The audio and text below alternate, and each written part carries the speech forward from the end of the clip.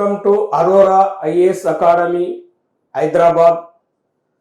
మనకు ఫిబ్రవరి 23, 2025లో మనకి ఏపీపీఎస్సి గ్రూప్ 2 మెయిన్స్ ఎగ్జామ్ అనేది ఉన్నది కాబట్టి ఈ ఫిబ్రవరి 23ను దృష్టిలో పెట్టుకొని ఆంధ్రప్రదేశ్లో గ్రూప్ 2 మెయిన్స్కు ప్రిపేర్ అయ్యే అభ్యర్థుల కోసం అరోరా ఐఏఎస్ అకాడమీ అశోక్ నగర్ హైదరాబాద్ వారు ఏపీ అభ్యర్థుల మేరకు మనకు జనవరి 2వ తారీఖు 2025 నుంచి మనకు ఏపీ ఎకానమీకి సంబంధించిన మెయిన్స్ బ్యాచ్ అనేది స్టార్ట్ అవుతుంది. కాబట్టి మెయిన్గా ఇక్కడ మనం చెప్పబోయే ప్రధాన అంశాలు ఇన్స్టిట్యూట్లో ముఖ్యంగా ఆంధ్రప్రదేశ్ ఎకానమీ అనేది మనకు రేపు గ్రూప్ 2లో చాలా కీలకమైన పాత్ర పోషించబోతుంది.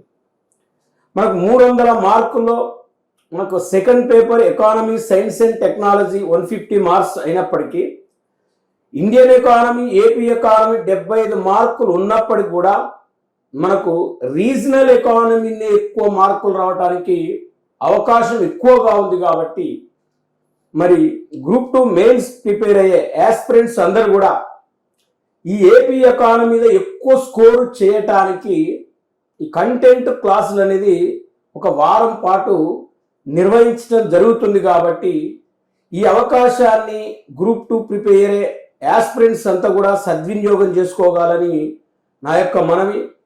ముఖ్యంగా నా పేరు అన్నం కళింగారెడ్డి. నేను ఎకానమీ బోధనలో 20 years పైగా ఎక్స్పీరియన్స్ కలిగిన వ్యక్తిని.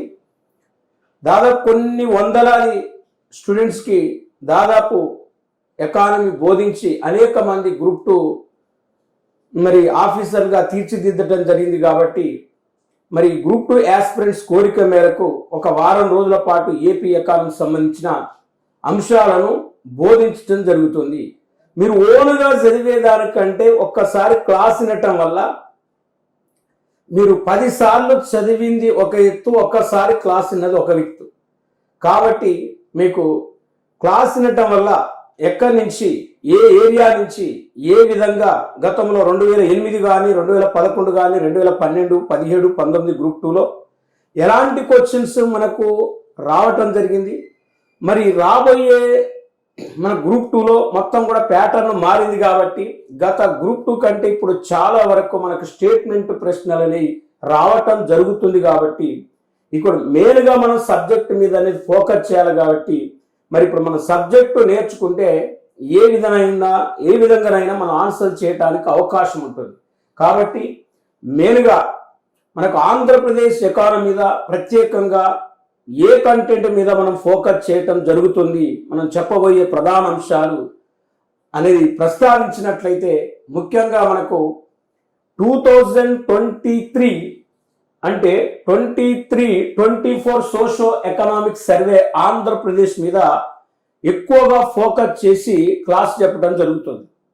అంటే ఇవాళ తెలుగు మీడియం స్టూడెంట్స్ అయినా ఇంగ్లీష్ మీడియం స్టూడెంట్స్ అయినా మనకు ఆంధ్రప్రదేశ్ సోషో ఎకనామిక్ సర్వే అనేది ప్రధానంగా ఇంగ్లీష్ మీడియంలో ఈ ప్లానింగ్ డిపార్ట్మెంట్ వాళ్ళు ప్రచురిస్తారు. కాబట్టి తెలుగు మీడియం వాళ్ళకు కొంచెం ఇబ్బందిగా ఉంటుంది. కాబట్టి మొత్తం ఆ సర్వే మొత్తం కూడా మీకు షార్ట్ కట్ చేసి మ్యాక్సిమం బిట్లు కవర్ అయ్యే విధంగా మీకు బోధించడం జరుగుతుంది. కాబట్టి ఏపీ ఎకానమీలో ప్రధానంగా ఫోకస్ చేసేది దేని మీద అంటే మనకు ఆంధ్రప్రదేశ్ సోషో ఎకనామిక్ సర్వే మీద.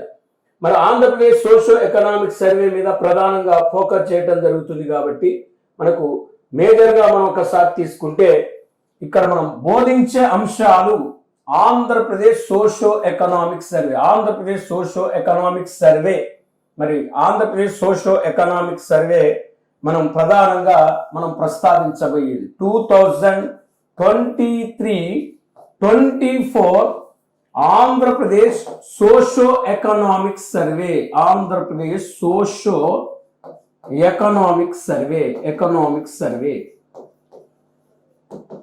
ఎకనామిక్ సర్వే దీన్ని ప్రధానంగా బోధించడం జరుగుతుంది. అంటే వాస్తవానికి మనం ప్రీవియస్ గ్రూప్ 2 మొత్తం చూసినట్లయితే, స్టడీ చేసినట్లయితే మనకు ఎకనామిక్స్ సర్వే నుంచే బిట్లు రావటం జరుగుతుంది.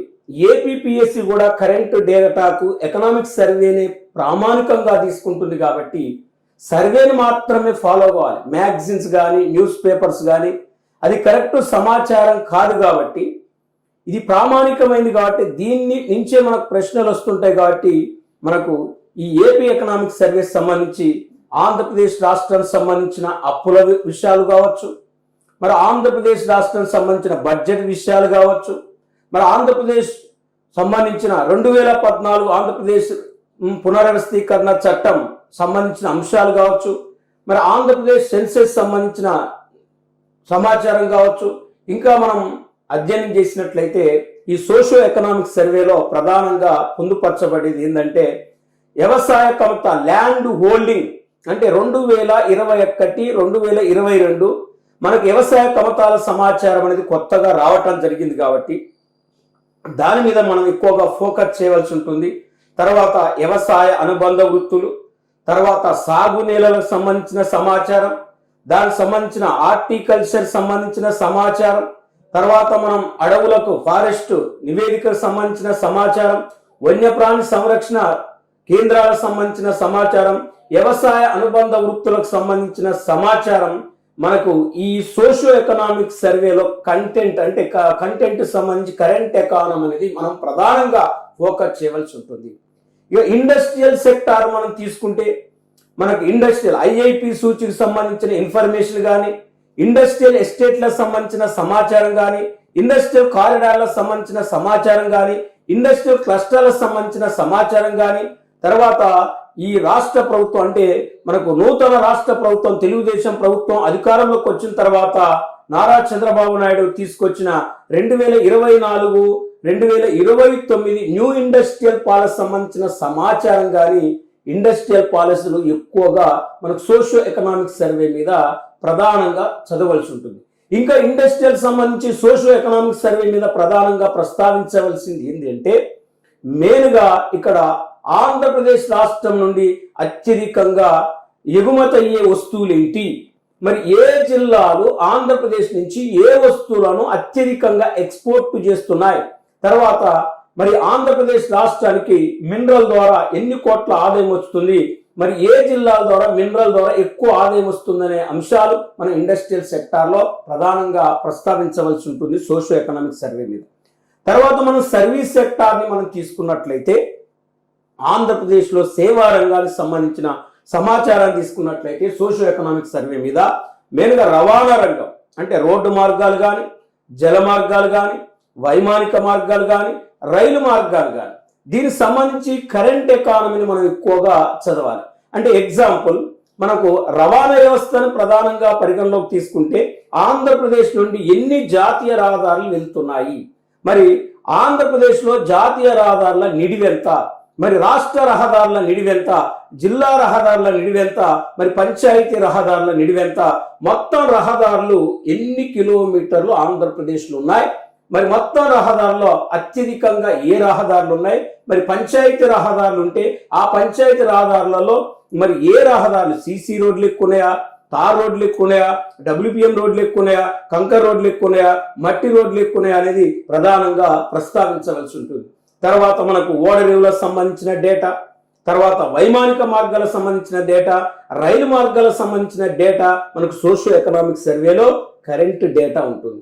తర్వాత పోస్టల్ నెట్వర్క్ సంబంధించిన డేటా, పోస్ట్ ఆఫీసులకు సంబంధించిన డేటా, మరి పోస్ట్ ఆఫీసులు ఎన్ని ఉన్నాయి, మరి హెడ్ పోస్ట్ ఆఫీసులు ఎన్ని ఉన్నాయి, సబ్ పోస్ట్ ఆఫీసులు ఎన్ని ఉన్నాయి, మరి పోస్ట్ ఆఫీసులు ఎక్కువ ఉన్న జిల్లాలు ఏంటి అనేది తీసుకోవాలి. తర్వాత కమ్యూనికేషన్లో మొత్తం పబ్లిక్ టెలిఫోన్లు ఎన్ని ఉన్నాయి, ల్యాండ్ లైన్లు ఎన్ని ఉన్నాయి, సెల్ ఫోన్లు ఎన్ని ఉన్నాయి, మరి టెలిఫోన్ ఎక్స్చేంజ్లు ఎన్ని ఉన్నాయి, ఏ జిల్లాలో ఎన్ని ఉన్నాయి అనేది మనకు సోషియో ఎకనామిక్ సర్వే డేటాలో క్లియర్గా ఉంది.